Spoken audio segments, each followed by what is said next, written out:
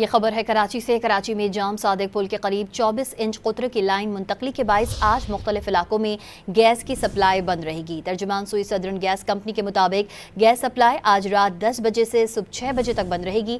Line की मुंतकली BRT yellow line मंसूबे के लिए की जा रही है। सप्लाई बंद होने से DHA के तमाम फेज, डिफेंस व्यू और अख्तर कॉलोनी मुतासर होंगे। आजम बस्ती, कयूमाबाद और क्लिफ्टन के ब्लॉक 3, 5 और 6 भी मुतासर होंगे। खबर दे रहे हैं कराची से, जहां पर जाम सादिक पुल के करीब 24 इंच कुतर की लाइन मुंतकली के बायस आज मुख्तलिफ इलाकों में गैस की सप्लाई बंद रहेगी।